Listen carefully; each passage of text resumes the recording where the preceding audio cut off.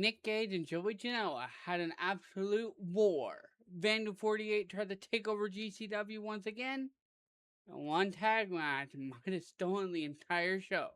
Let's break down everything that happened at GCW Bash at the Ballpark.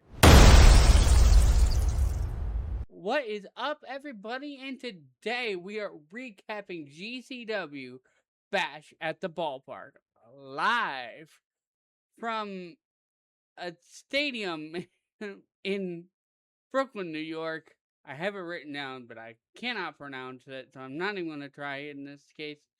But this show took place on our nation's 250th birthday, July 4th, 2026. Let's get right into the action. We had an 8-man tag opener to kick off the show. We had Jimmy Lloyd, Logan Cavazos, 30 Sal, and Devious Cass taking on Grim Reaper, Johnny Bravo, and the Prospects. It was a fun opening match with very much plenty of action, but in my opinion, this truly could have been a scramble. But Reaper, Bravo, and the Prospects picked up the victory in a 3-star match. Then we had your JCW World Championship. As the root of all evil, Charles Mason defended against the world famous Cheeseburger. Very solid match. Both men go back and forth. But in the end, Mason ultimately made Cheeseburger tap with a leg lock-like maneuver while in a tombstone position. I gave this match 3.5 stars. It was a very solid match. Then we had Cowboy Way versus the Foundation. This one was hard-hitting with technical prowess in there. I didn't know Gresham and Tracy were in a stable in ROH before this, so I'm glad to find that out. But ultimately, just hard fought back and forth. But Cowboy Way scoring this victory in this one was a 4.5 star match. Then we had what is potentially match of the night. We had your GCW World Tag Team Champions Alec Price, Jordan Lawler, Busta and the Brain teaming with the finest Marcus Mathers to take on the International Man of Mischief, Junie Underwood, Flying Ryan O'Neal, and the Frenchman Leeds Lewis. This match was absolutely insane. High-flying, fast-paced, with non-stop action. Athletic wrestling at its finest. Busta and the Brain and Marcus Mathers picked up the victory in this one. Very good match. That's why I gave it 5 stars. Then we had Slade versus CPA. I didn't know what to think about this when I saw it, but ultimately I came to the conclusion that it was absolutely just crazy. It was just crazy. They did a lot of stuff you wouldn't expect. Slade entered from the outfield. Like, he entered from the outfield wall. And as soon as he got close enough to the ring, CPA went out and met him. The brawling went all over the stadium, making this a high-paced and violent match. But ultimately, Slade ended it with a chokeslam in the ring, beating CPA. Obviously, we knew where this was going, but it's fun to see.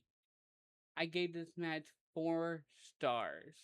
Keeping the momentum going from LA, we had KJ Orso and Stan Stackhouse taking on Main Event.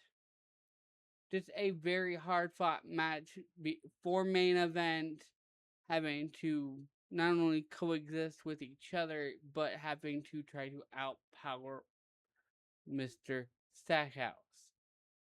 But Orso and Stackhouse just continue to prove why they're on the path that they're on, and picking up this victory over main event in a 3.5-star match.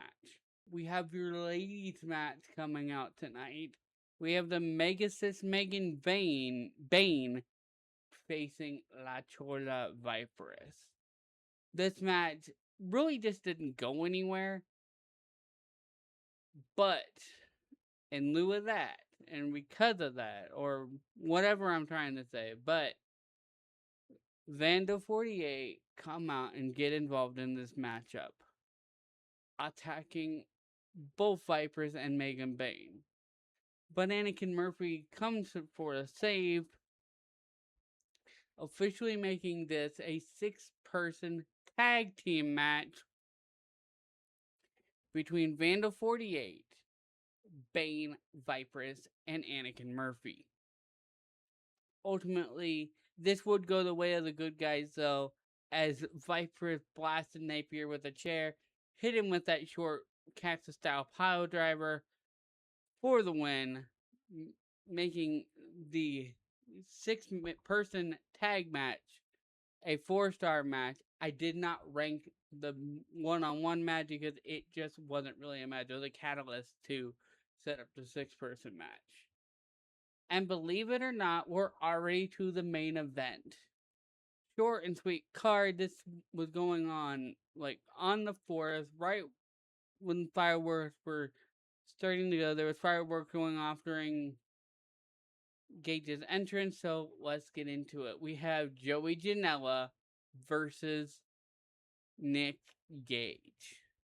Now, the part that stood out to me for the intros is that Gage came out on a golf cart. It was very cool to see, and then once he got close enough to ringside, he did walk through the people. He did walk through his MDK all fucking day. But as you would expect from these two, just chaos ensued. They brawled all the way around ringside, all the way through the dugouts. Chairs were involved, tables got involved, of course. And once they got back to the ring, doors were involved.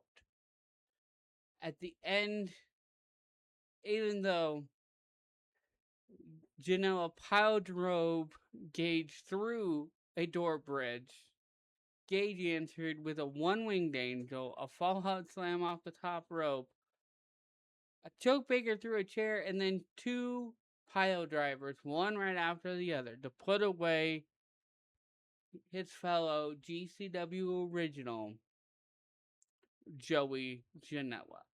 This, to me, was the highlight of the night, at least next to that trios contest we saw 2 matches earlier. So this one also gets 5 stars. Now we're going to move into my final thoughts. GCW literally knocked this one out of the park with a hard-hitting tag team match, a very good trios match, Vandal 48 causing chaos like always, Slade turning the ballpark into a fight zone, and that 5-star death match between Joey Janela and Nick Gage. Now, overall, I would give this show 4.5 stars. So, remember, do all the stuff you're supposed to do. Like, subscribe, and all that fun stuff. I hate pushing it, but it's what I gotta do to try to do something with this channel. And let me know in the comments below, which match stole the show for you? For me, it's clearly a toss-up between the Bustin' Brain and Mathern 6-man and Gage versus Janella. So, anyway, until next time, peace!